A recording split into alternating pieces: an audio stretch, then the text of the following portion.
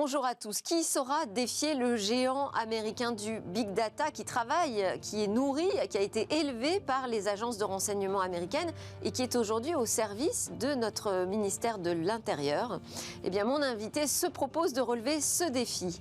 En deuxième partie, vous découvrirez ces initiatives qui vont permettre un peu plus de diversité dans notre secteur de la tech. Comment on peut travailler sur ce sujet de la reconversion vers les métiers du numérique dans les quartiers, dans nos territoires en France. On terminera cette édition par notre chronique Où va le web, comme tous les jours. Mais tout de suite, donc, je vous propose cet entretien avec Olivier Dellenbach. On va parler de sécurité intérieure et de renseignement ensemble.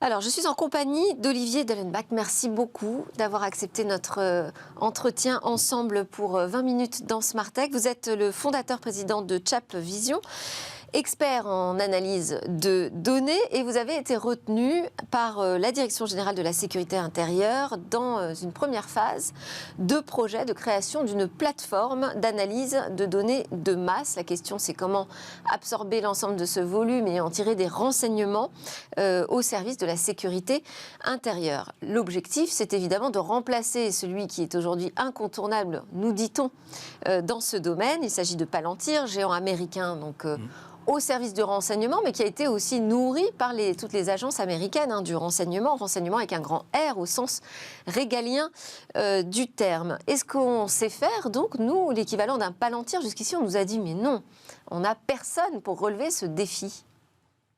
Moi, je pense que c'est un défi qui est parfaitement relevable. D'ailleurs, on s'y attelle depuis maintenant 3 ans. On a, je pense, en France, tout l'écosystème pourrait faire émerger un système, un logiciel tout à fait équivalent. Alors évidemment, on part de plus loin puisque Palantir a été créé il y a 20 ans. Donc nous, ça fait 3 ans qu'on travaille dessus. Maintenant, qu'est-ce que ça change? Ça veut dire que pendant 20 ans, ils ont collecté, traité des données en masse et que c'est ce passé-là qui leur permet aujourd'hui d'être plus pertinents pour les agences de renseignement? Ils ont forcément plus de recul et d'expérience, simplement parce qu'ils se sont déployés quand même dans pas mal chez pas mal de clients potentiels. Maintenant, 20 ans, c'est à la fois un avantage et c'est aussi potentiellement un inconvénient. Il ne nous a pas échappé quand même que les technologies évoluent très vite. Je dirais, ce qui était disponible à l'époque, il y a 20 ans, c'est pour certaines parties un peu obsolète maintenant. Il y a un écosystème, ce qu'on appelle l'open source, c'est-à-dire du logiciel développé et libre de droit qu'on peut utiliser. Donc on peut développer beaucoup plus vite, beaucoup plus efficacement. Les technologies ont progressé de façon faramineuse dans les toutes dernières années. Et donc, j'imagine qu'ils ne s'endorment pas sur leur laurier non plus du côté de la R&D. Bien sûr, mais à un moment donné, on traîne forcément, je dirais, un passé. Ouais. Et donc on ne peut pas non plus faire la révolution tous les matins. Donc parfois démarrer un peu plus tard, c'est aussi un avantage parce que vous ne traînez pas justement tout ce passé que vous devez en permanence embarquer dans vos solutions. Et puis l'autre faiblesse, j'ai envie de dire, de Palantir, c'est que c'est un acteur américain qui est fortement lié au renseignement, donc outre-Atlantique.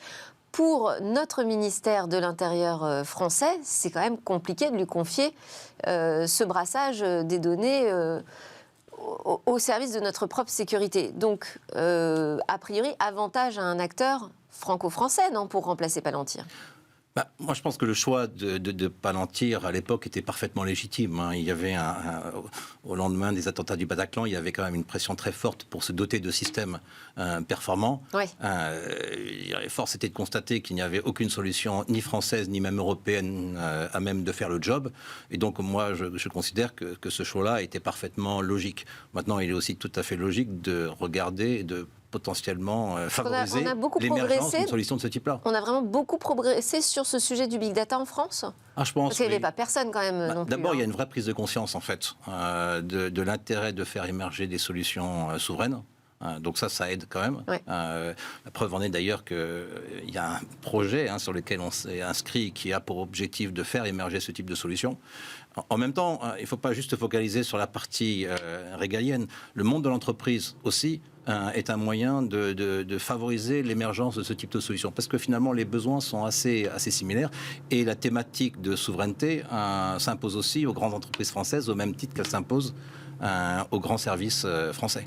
Comment s'est passée cette rencontre au ministère de l'Intérieur? En fait, moi, j'ai pas du tout de passé régalien. Moi, je viens plutôt du logiciel financier. Et c'est vrai qu'au départ du projet de Chabvision, l'idée, c'était plus de développer une plateforme de traitement massif de données. En fait, ce qui était une constatation que j'avais fait en développant pendant 20 ans du logiciel financier, c'est que finalement, on prend des décisions sur un pourcentage finalement très faible des données auxquelles on est exposé. L'idée de pouvoir, je dirais, collecter, agréger, transformer des volumes beaucoup plus importants, toutes les données auxquelles on a accès, mais finalement qui sont très peu utilisées, tout ce que vous avez dans vos emails, dans les pièces attachées, dans vos répertoires de fichiers, c'est une masse absolument colossale d'informations, finalement, qui sert très peu à des prises de décision. Donc le projet, c'était de se dire, on va développer une plateforme qui permet d'agréger toutes ces informations et d'aider, en fait, nos clients, historiquement plutôt les entreprises, à prendre des décisions. Et puis on a rencontré en fait les services de la DGSI. On s'est rendu compte que la manière dont ils exprimaient leurs besoins était totalement transposable à ce qu'on comprenait des besoins de l'entreprise. Et c'est ce qui nous a donné en fait l'envie d'aller essayer de leur apporter nos solutions. En termes de technologie, alors où est-ce qu'on fait la différence ? Comment est-ce qu'on peut décider comment le ministère de l'Intérieur, clairement, va décider de la solution vers laquelle il va se tourner ? Quels sont les critères technologiques qui font la différence ? Moi, je crois que, en fait, il ne faut pas agiter le drapeau de la souveraineté comme une excuse en permanence. Ça suffira pas, en tout cas. Pour forcer et les entreprises et les services de l'État à prendre n'importe quoi. Ouais. Donc, notre obligation, en tant qu'éditeur logiciel, c'est de fournir des systèmes qui sont capables de faire le job. Alors, l'avantage aujourd'hui de nos clients qui ont Palantir, c'est qu'ils comprennent très bien ce que veut dire le job, en tout cas, je dirais d'un point de vue de cet éditeur. Donc, le cahier de charge est très simple, c'est de fournir ad minima les fonctionnalités utilisées avec ce logiciel. Et puis, si possible... Mais ce logiciel, alors quelle est sa recette magique à l'intérieur pour que des signaux faibles puissent être repérés par les agences de renseignement ? En fait, en bout de course, c'est être capable d'agréger des volumes gigantesques d'informations, mais l'idée... Donc c'est de la capacité de calcul, ça ? Non, c'est des possibilités vraiment de calcul au sens de vous avez une information brute et ensuite vous devez la transformer en une information très très riche. Vous prenez une image, par exemple, ouais. Il faut être capable d'identifier des personnes dans cette image, il faut être capable d'identifier éventuellement des lieux dans cette image, il faut être capable d'identifier des drapeaux, des armes, etc. Parce qu'une image en tant que telle, c'est inutilisable en termes d'information. Par contre, avec des traitements massifs d'analyse, on peut en tirer quelque chose qui a de la valeur. Donc l'idée, c'est faire du traitement massif de cette information, extraire du coup une base de connaissances absolument gigantesque, et après, c'est des outils de recherche qui permettent d'aller chercher de l'information. Et puis surtout, c'est représenter les données sous forme de ce qu'on appelle un graphe. C'est-à-dire essayer de trouver, en fait, de tisser... C'est l'interface utilisateur aussi voilà. Qui est très importante. L'interface utilisateur, mais déjà, le cœur, c'est la manière de représenter l'information de telle manière à ce que si deux personnes sont en relation, on va être capable, même si cette relation est extrêmement complexe et passe par une multitude de cascades, le système va être capable de la trouver. Voilà, c'est ça un petit peu le... Faire des connexions aussi. C'est faire des connexions. C'est un peu comme un réseau neuronal. Vous avez, je dirais, des neurones comme ça qui sont connectés directement ou de façon très éloignée. Là, l'idée, c'est vous tissez un graphe d'informations. Vous êtes capable ensuite d'aller vérifier si deux objets sont en relation. S'ils sont en relation, c'est que probablement il y a quelque chose à aller rechercher là-dedans. Donc c'est de l'intelligence logicielle, c'est aussi de la capacité de calcul pour traiter ce volume de données. Pour autant, vous n'avez pas prononcé ni le terme de supercalculateur, ni celui d'intelligence artificielle ou de chat GPT dont tout le monde parle. Moi, j'aime pas le terme, et c'est vrai que j'aime pas trop le terme intelligence artificielle, d'abord parce que c'est un terme qui est un peu galvaudé. Il n'y a plus une société qui ne vient pas en disant qu'elle fait des choses super intelligentes. J'ai jamais considéré aujourd'hui qu'un système était intelligent, en fait. C'est de l'algorithmique, c'est du logiciel, c'est du code. L'intelligence, aujourd'hui, elle consiste essentiellement à reproduire des modèles que l'on a développés. Nous, on parle plutôt de services cognitifs, en fait. C'est-à-dire, c'est des services qui permettent de prendre une matière brute et, à travers des traitements successifs, générer de la donnée la plus granulaire possible. Donc ça, c'est quelque chose... Alors, évidemment, ces services cognitifs font appel à ce qu'on appelle des modèles de machine learning, en clair, de l'intelligence artificielle. Mais bon, quelque part, c'est un terme sur lequel je pense qu'il faut faut un peu se calmer. Alors, ChatGPT, évidemment, c'est un peu à l'extrême de ce qu'on peut faire aujourd'hui technologiquement en termes d'analyse du langage. Donc c'est un outil que vous regardez, qui pourrait être utile dans votre solution? Aujourd'hui, le problème de ChatGPT, c'est qu'il vous permet effectivement de faire du traitement, mais il pose une question en fait fondamentale. C'est là aussi une logique de souveraineté. Est-ce que vous pouvez, en tant que grande entreprise ou service, aller envoyer à OpenAI, qui est la société qui a créé ChatGPT, l'ensemble de vos informations en disant qu'est-ce que vous pouvez faire avec? Bon, un élève peut envoyer sa copie de français en lui demandant de la corriger. Je ne pense pas qu'un service va lui envoyer la copie de son analyse en lui demandant qu'est-ce que vous en pensez. C'est certain. D'ailleurs, vous avez dit ChatGPT, c'est une référence à ChatVision, mais c'est ChatGPT, c'est pas encore chez vous. Oui, c'est vrai, c'est vrai. Mais je pense que ce serait bien, justement, c'est une bonne transition pour dire qu'en fait, je pense que c'est vraiment quelque chose que l'Europe devrait regarder, et je pense que c'est un chat GPT, ce n'est pas, je dirais, ça nécessite des moyens financiers tellement considérables. D'ailleurs, ça a été financé largement par Microsoft, que c'est probablement hors de portée d'une entreprise française. Mais c'est pas hors de portée de l'Europe. Et donc, je pense qu'il y aurait tout intérêt quand même à ce qu'à un moment donné, on se pose la question de savoir si demain, on doit être absolument inféodé, là aussi, à des systèmes américains, leur envoyer toutes les informations pour les analyser, ou alors utiliser des systèmes moins disants, parce qu'en Europe, on est incapable de faire émerger ce type de solution. Oui, mais alors pourquoi on ne passe pas justement à la dimension européenne pour venir défier un géant, un titan comme Palantir sur la question du renseignement? Est-ce qu'on peut y arriver au niveau simplement français, local? Moi, je pense que l'Europe, aujourd'hui, dans le domaine du logiciel et sur ces thématiques-là, n'existe pas. C'est malheureux à dire, mais c'est une réalité, en fait.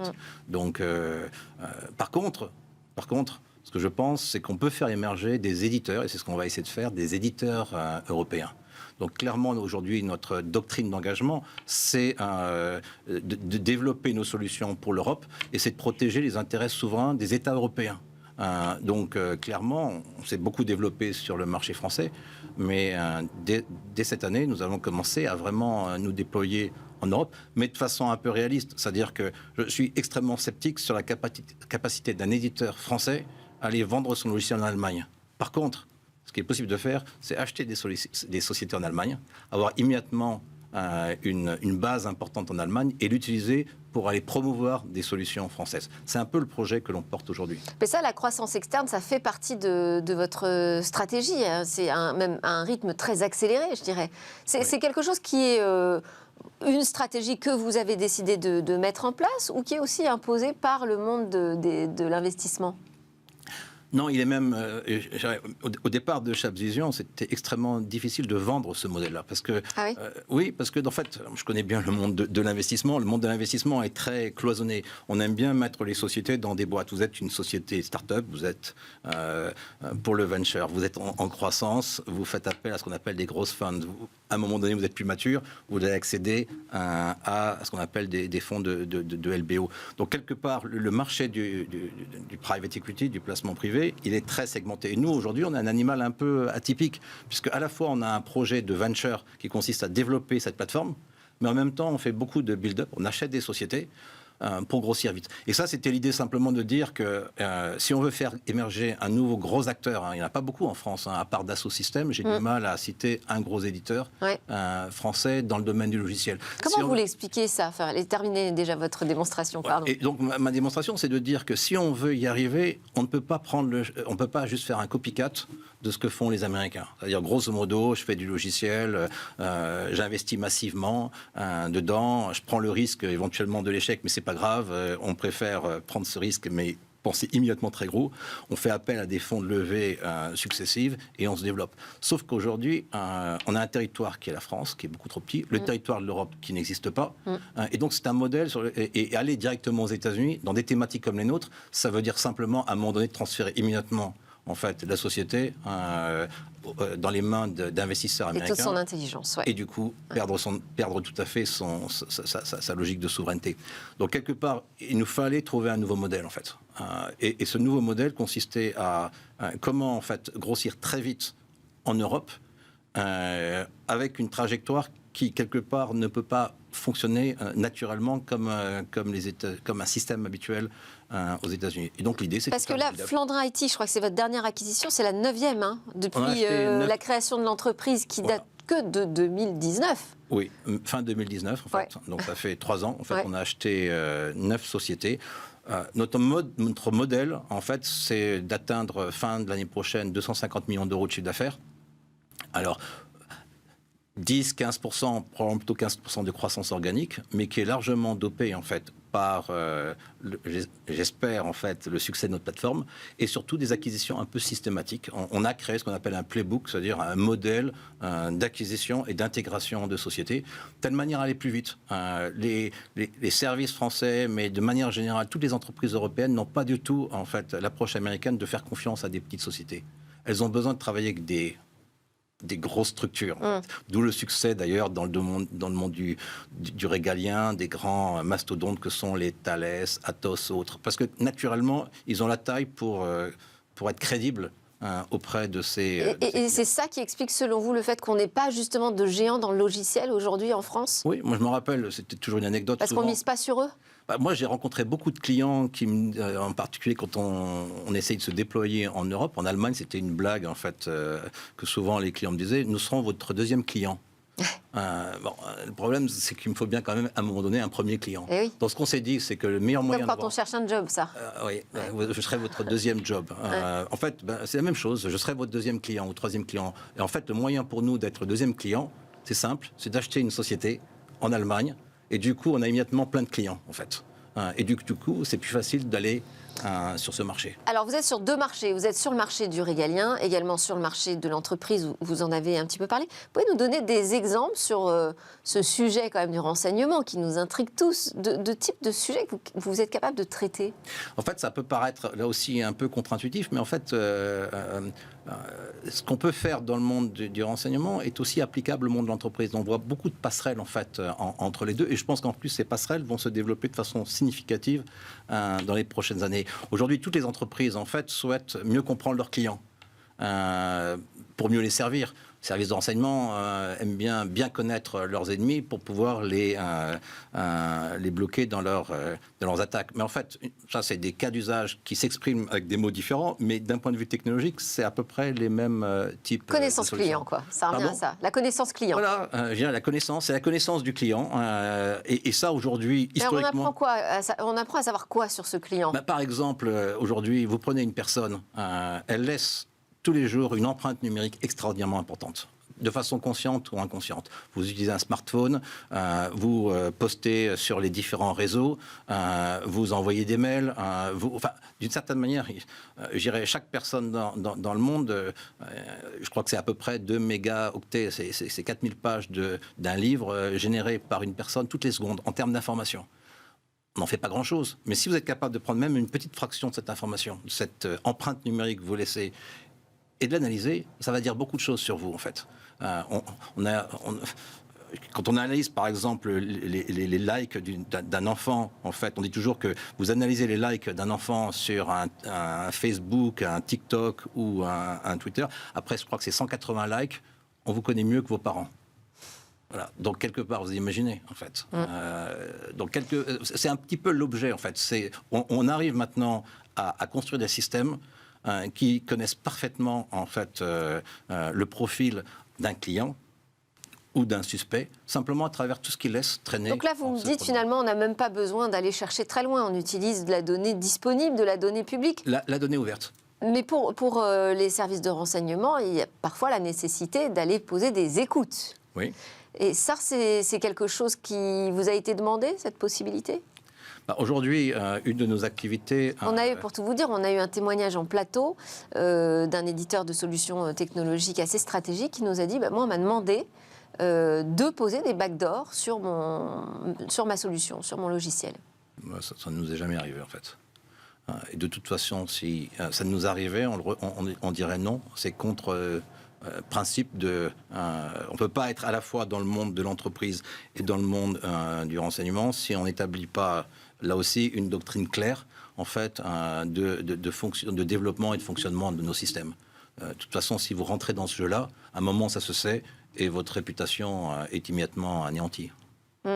Bon, après, les Américains ne s'en cachent pas de clairement poser ce type de demande auprès de Apple, de Meta, Facebook.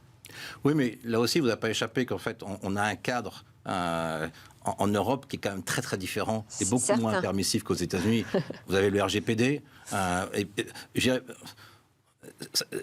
Si vous regardez aujourd'hui en fait une personne, c'est toujours assez amusant de voir à quel point sur son portable il est capable d'accepter sans même les lire toutes les conditions d'utilisation de toutes les applications américaines qu'il télécharge et qui vont fournir une information absolument colossale à des éditeurs américains, alors qu'ils sont tout de suite complètement... enfin, quand on regarde... Ils sont très suspicieux quand ça vient de l'État. Suspects dès que ça vient de l'État. Ça, on l'a vu avec Tous Anti-Covid, par exemple. Exactement. Et la réalité, c'est que c'est juste absurde. Mais bon, c'est comme ça, il faut faire avec. Mais du coup, on a une doctrine quand même en France et en Europe dans l'utilisation des données qui est très très différente des États-Unis. Depuis les attentats de 2001, vous avez aujourd'hui une capacité et une liberté d'action des services américains qui est absolument considérable. Bon, en France, on n'est pas vraiment du tout dans cette logique-là. Et heureusement d'ailleurs. Allez, je voulais terminer très rapidement avec l'interview express. Quelques questions ouvertes. Vous répondez de manière personnelle ou professionnelle comme vous le souhaitez. Quels sont vos rêves, Olivier Dellenbach? En fait, c'est d'amener en France une deuxième grande histoire à Dassault Systèmes, un deuxième grand éditeur dans le domaine du logiciel, parce qu'on en a vraiment besoin en France. Et vos peurs? C'est de pas y arriver. Est-ce que vous avez une idée fixe? Celle-là. Une interrogation? En permanence, comment y arriver? Comment trouver le chemin? Parce que je suis persuadé qu'il existe, vous savez, vous regardez en fait l'Everest et vous dites il y a un chemin pour y arriver. Maintenant, lequel? il faut trouver. Il est où? Lequel? Ouais. Et si possible, si on peut essayer de monter plutôt par la face sud un peu ensoleillée plutôt que par la face nord très glissante, c'est encore mieux. Merci beaucoup. C'était l'interview d'Olivier Dellenbach, ChapVision, qui vient donc défier les plus grands sur le sujet du big data au service du renseignement. Merci beaucoup. Merci. À suivre une petite pause et puis on va changer de sujet. On va parler de la diversité dans la tech.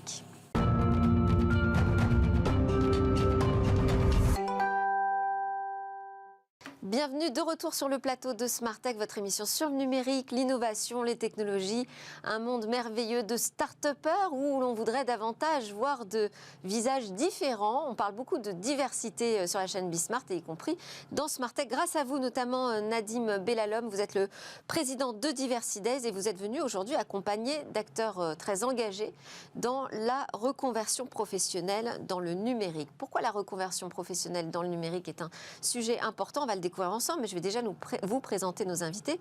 Géraldine Plénier, vous êtes directrice générale de la Fondation Mosaïque.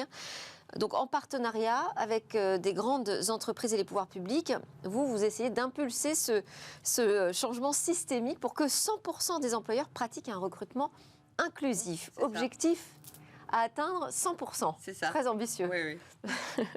Bonjour. Avec vous, Guillaume Cariou, chargé de mission chez Connexio. Connexio, donc association et organisme de formation qui forme aux compétences du numérique des plus basiques aux plus avancées. Bienvenue à tous les deux.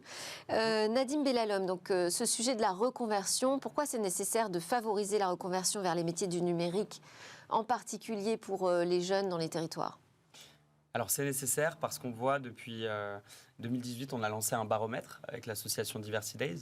On a notamment essayé de mesurer quelle était l'appétence des différents candidates pour des postes dans le numérique, oui, et quelles pouvaient être les différences, notamment entre les zones rurales, les quartiers populaires, les hommes, les femmes. Et ce dont on s'est rendu compte, c'est qu'il y avait une appétence qui était plus faible au départ pour les personnes qui venaient de quartiers prioritaires de la ville ou pour les personnes qui venaient de zones rurales. De même qu'on voyait une appétence qui était nettement moins forte pour les femmes. Donc on a besoin d'aller chercher des nouvelles personnes dans le numérique. Il y a un chiffre à retenir là-dessus? Il y a un grand chiffre à retenir, effectivement. On a vu quand même en 3 ans une progression, puisqu'il y a de plus en plus de jeunes de QPV de moins de 35 ans qui cherchent un emploi dans le numérique. On a une augmentation de 13% en 3 ans. QPV, parce que vous êtes à fond là-dessus, hein, mais c'est les quartiers... Les quartiers politiques de la ville. Voilà. Anciennement ZEP, les zones d'éducation prioritaire. Donc on voit qu'il y a une progression. En 3 ans, 13% de progression sur le nombre de jeunes de ces quartiers de moins de 35 ans qui cherchent un emploi dans le numérique. Mais on voit que si on regarde dans le détail de ces chiffres, ouais, on a quand même des différences. Et notamment, il faut cibler assez fortement fortement les femmes des quartiers politiques de la ville, puisque leur appétence est nettement moins forte. Et de combien? Alors, j'ai plus le chiffre exact, mais en fait, un des chiffres qu'on voit effectivement, c'est si on compare un homme qui n'est pas en quartier politique de la ville à une femme qui est en quartier politique de la ville, cette femme a 6 fois moins de chances, 5,6 fois moins de chances précisément, d'aller chercher un emploi dans le numérique. Ouais, de chance ou d'envie? C'est ça, en fait, c'est la question de l'incitation aussi. Je pense que c'est un peu les deux, hein, finalement, parce que pour qu'il y ait de l'envie d'y aller, il faut aussi qu'il y ait des opportunités. Il faut qu'on aille parler à ces femmes des quartiers politiques de la ville. Il faut qu'on leur dise que le numérique peut être une chance, une opportunité d'avoir un emploi stable, rémunérateur, qu'il y a de l'emploi, mais il faut mettre à leur disposition à la fois des formations, des conseils d'orientation, leur expliquer que c'est un mode qui est très codifié, mais que finalement, en ayant la bonne formation, ils peuvent s'y retrouver. Donc il faut aller faire l'effort d'aller chercher. Donc ça, c'est le type d'action que vous menez chez Diversity Days aujourd'hui? Exactement. C'est ce qu'on fait notamment avec notre programme Déclic numérique, en partenariat avec Pôle emploi. Où on va Mais ce n'est pas à destination uniquement des femmes, j'imagine. Hein. Alors, ce n'est pas à destination uniquement des femmes, c'est un programme qui est ouvert à toutes et tous, sans restriction, mais on va cibler plus spécifiquement à la fois des personnes en situation de handicap, qui sont aujourd'hui moins accompagnées vers les métiers du numérique, et pourtant, ça pourrait leur permettre de dépasser aussi un certain nombre de contraintes liées au handicap, et les femmes. Donc on va les chercher, on va chercher des rôles modèles féminins qui ont été dans un parcours de reconversion et qui se sont lancés dans le numérique avec succès. Et finalement, c'est ce qu'on essaie de faire avec Diversity Days, c'est de montrer des rôles modèles, parce que finalement, quand on voit quelqu'un qui nous ressemble, qui a fait ce qu'on pourrait faire, ça nous donne envie de le faire à notre tour. Alors, il y a un programme aussi dont on avait parlé ensemble, c'est Take Your Job. Exactement. Donc, Take Your Job, c'est un nouveau programme qui a été lancé. L'objectif, très clair, c'est d'accompagner 1000 demandeurs d'emploi, notamment des jeunes des quartiers politiques de la ville, dont je vous parlais précédemment, vers les métiers du numérique. Et pour ça, c'est simple, il y a 3 étapes. On essaye, dans un premier temps, de leur faire découvrir les métiers du numérique. Dans un second temps, de les former, de leur permettre d'avoir les compétences, que ce soit des compétences bureautiques autour du numérique, savoir utiliser les compétences de base pour faire du secrétariat, notamment en utilisant l'ordinateur, ou des métiers plus spécifiques, qui sont les nouveaux métiers du numérique. Ça peut être des métiers autour du design, du dev, du développement, etc. Marketing, dont on parlera, aussi, marketing finalement digital. Tous les métiers aujourd'hui qui utilisent le numérique. Et la dernière partie, c'est de les accompagner, donc de les former, puis de les accompagner pour les aider à trouver un emploi, un stage, une première porte d'entrée vers une entreprise. Donc formation 100% gratuite. Hein, c'est une formation 100% gratuite qui est à destination notamment des personnes résidant en Île-de-France et dans les Hauts-de-France. Et on vous donnera plus de détails sur le contenu de ce programme. D'accord. Et qui finance ? On a répondu à un appel à projet avec 3 organismes qui sont représentés ici, à la fois Connexio, Mosaïque et Diversity Days. Et ça vient du plan d'investissement des compétences. D'accord. Donc c'est du financement public. Alors, Guillaume Cariou, je rappelle, chargé de mission chez Connexio, organisme de formation, association, pour former aux compétences du numérique. Qu'est-ce que vous proposez exactement pour faciliter justement cette inclusion dans le métier du numérique ? Oui. Alors absolument, on a les mêmes objectifs que Nadim, de laisser sa place à chacun et chacune dans la société qui se digitalise. Et pour ça, on forme à la fois des personnes qui sont éloignées de l'emploi sur des besoins concrets au quotidien dans l'usage des outils numériques. Et ça ne concerne pas que les métiers du secteur du numérique. On a besoin de savoir utiliser Word, Excel, etc. Ce qu'on appelait la bureautique, mais qui est encore quelque chose dont beaucoup de chercheurs d'emploi sont éloignés. Et pour ceux qui sont plus avancés, des formations... Donc c'est de l'inclusion socio-professionnelle au sens large du terme, pas uniquement dans le numérique, ce que vous proposez ? Oui. Alors, nous, on forme aux outils numériques, donc ce sont des formations courtes ou longues sur le numérique, pour après se diriger vers un métier qui peut ne pas être dans le numérique, ou alors sur des métiers du numérique. Nous, on a des formations aussi en code, c'est-à-dire programmation informatique, avec l'objectif de devenir, par exemple, développeur-développeuse web ou technicien-technicienne réseau. Et la manière dont vous intervenez dans ce programme Take Your Place ? Alors, ça fait Tech Tech Your Job, ouais, Tech Your Job, Ça existe, Tech Your c'est ce que j'allais dire. Ça fait partie, Excusez-moi pour la confusion, ça fait mais- partie d'un tout. En fait, l'objectif du programme Tech Your Job, comme le dit Nadim, c'est nous, on a 1000 personnes qu'on va faire participer au projet. Et ces 1000 personnes sont plus ou moins éloignées du numérique, en sont à des points différents dans leur projet professionnel. Donc pour ça, nous, on commence par un diagnostic où on sait s'ils ont besoin de formation dans le numérique, se former aux outils du numérique, du coup ils viennent chez nous, chez Connexio. S'ils sont prêts à aller vers le numérique mais ne connaissent pas bien les métiers, ont besoin de quelque chose d'inspirant, d'un boost pour pouvoir s'orienter, c'est Déclic Numérique et Diversides qui s'en occupent. Et quand ils sont prêts à rentrer en emploi, quand ils sont prêts à trouver une alternance ou une formation diplômante, c'est la Fondation Mosaïque qui intervient pour pouvoir les amener jusqu'au contrat. Donc vous êtes la porte d'entrée pour le parcours finalement que va suivre chaque personne. Exactement. Alors, Géraldine Plénier, donc vous êtes la directrice générale de la Fondation Mosaïque. Donc, il y a une double activité au sein de la Fondation, c'est ça? Il y a une activité entreprise et une activité associative? Alors oui, on ne va pas rentrer dans le détail. En effet, dans l'organisation, on va dire, du collectif Mosaïque, il y a d'une part le cabinet Mosaïque RH, qui est une entreprise à mission, qui a une activité commerciale dont les métiers principaux sont le recrutement, la formation et l'audit, notamment à travers un baromètre qui s'appelle le baromètre diversité et inclusion. Et puis, vous avez donc spécialiste du recrutement inclusif. Voilà. Et puis, vous avez d'autre part toutes les activités au sein de la Fondation Mosaïque, donc activités non-profit. Donc, en fait, la Fondation Mosaïque est dédiée à l'inclusion économique et notre objectif, c'est à la fois d'agir pour lutter contre la discrimination à l'emploi, mais aussi œuvrer pour une société plus inclusive où vraiment l'égalité des chances ne soit plus l'exception, mais la norme. Et comment on fait pour agir de cette manière-là? En fait, de deux manières. On accompagne à la fois des candidats pour, je dirais, les préparer avant la rencontre avec l'entreprise. Et puis, on accompagne également les entreprises, les équipes, justement, sur les enjeux du recrutement inclusif. En fait, Du recrutement et aussi de l'adaptation de la personne une fois qu'elle est recrutée, parce que c'est pas forcément évident, une fois qu'on a décroché le job. Après, il faut se sentir bien aussi, à sa place. Tout à fait. Donc ça, c'est aussi, je dirais, une partie de notre activité, c'est d'accompagner notamment les processus RH, d'accompagner les équipes et aussi de suivre les candidats. C'est ce qu'on fait dans le cadre du programme Tech Your Job et qu'on le fait par ailleurs sur d'autres activités.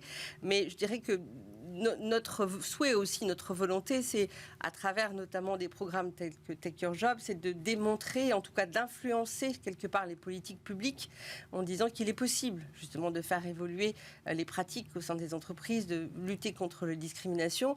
Et à travers notre action, c'est de démontrer en effet qu'il existe des solutions. Des solutions Vous le prouvez en fait par vos actions. D'ailleurs, c'est tout l'enjeu du plan investissement compétences, c'est de concrètement définir une action et si cette action a des résultats, c'est de faire en sorte qu'elle puisse ensuite être déployée comme véritable politique publique. Et qu'est-ce qu'on peut partager comme type de résultats qui nous prouvent que ça fonctionne?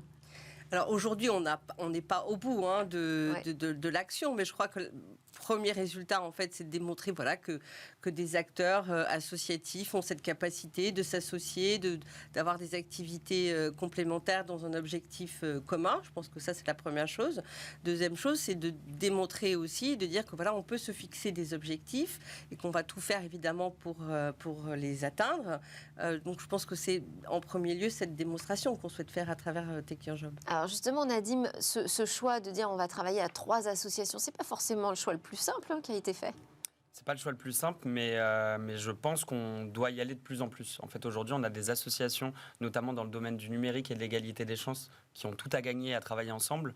Comme on le voit avec Connexio ou la Fondation Mosaïque, on est très complémentaires finalement. Ouais. Et ça permet aussi aux candidats, en fait, ce qui est important de retenir, c'est qu'une personne qui recherche un emploi n'a pas forcément envie et n'a pas forcément la facilité à savoir vers quelle association s'orienter.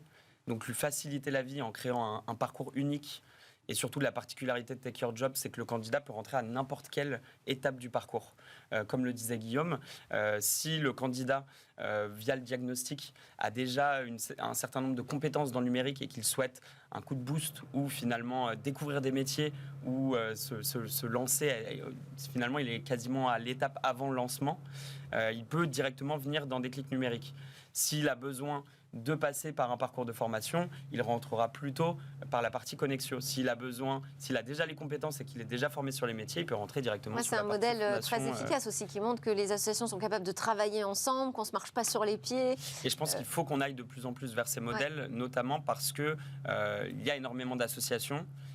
Déjà, les financements publics ne sont pas infinis. Donc déjà, pour une logique et une cohérence financière, travailler ensemble, c'est parfaitement évident. Et puis surtout, pour les candidats, ça permet d'avoir un parcours sans couture. Quel type de profil vous voyez dans cette opération Take Your Job arriver chez vous ? Le programme est ouvert à toutes et tous. Avec le bac, sans restriction d'âge. C'est un programme qui est pour adultes, on n'est pas dans de la formation initiale, mais sans restriction d'âge et qui est complètement gratuit. Donc on a énormément de candidats avec des profils très très variés. Et c'est pour ça que l'intérêt est de monter ce programme avec plusieurs associations pour pouvoir être capable de répondre à tous les besoins pour se rapprocher du numérique, que ce soit de la formation, que ce soit des compétences qui ne sont pas numériques, mais vous en parliez, quand on rentre en entreprise, il faut aussi avoir certaines compétences comportementales, etc. Ouais. C'est le cas pour chercher un travail, avec des techniques de recherche de travail. C'est l'expertise de la Fondation Mosaïque. Donc les profils sont extrêmement variés et le programme essaye de couvrir les besoins de chacun de ces profils. Et les conditions pour y avoir accès, pour y avoir droit ? Pas de condition. Pas de condition. Aucune condition. Non. Aucune condition. C'est beau. Alors, pas de profil type, mais est-ce qu'il y a des territoires qui sont plus concernés que d'autres par le programme ? Oui, le programme agit en fait sur 2 territoires qui sont l'Île-de-France, les Hauts-de-France. Et pourquoi ce choix ? Alors, ça correspond déjà, je dirais, au lieu d'implantation de nos associations respectives. D'accord. Connexio est dans les Hauts-de-France, Mosaïque, la Fondation Mosaïque aussi, puisque nous avons plusieurs implantations. Donc ça, c'est une des premières raisons. La deuxième raison, comme disait Naïm, donc c'est vrai que je dirais une partie du public qu'on accompagne sont notamment les habitants des quartiers politiques de la ville. Donc il faut quand même souligner que c'est 5 millions d'habitants, où il y a un taux de chômage qui est 1,5 fois supérieur, notamment pour les jeunes, par rapport aux non-quartiers. Donc il y a quand même une problématique spécifique. Et notamment dans les Hauts-de-France, par exemple, il y a une ville comme Roubaix, où quasiment 80% de la ville est en quartier politique de la ville. Ce que je veux dire, c'est qu'il y a des enjeux spécifiques sur ces territoires. Et par ailleurs, ce sont des territoires où il y a, je dirais, un pourcentage de jeunes plus élevé qu'au niveau national. Donc tous ces éléments, toutes ces caractéristiques font qu'en effet, on s'est dit que, en tout cas pour cette première phase, il était pertinent en effet qu'on agisse sur ces 2 territoires qui sont donc les Hauts-de-France et la région Île-de-France. Et alors si je reviens sur les métiers du numérique, cette reconversion vers ces métiers-là précisément, ce sont lesquels qui sont davantage prisés ? Alors, il y a des métiers qui sont particulièrement demandés. Il y a beaucoup de jeunes qui rêvent de développement web, etc.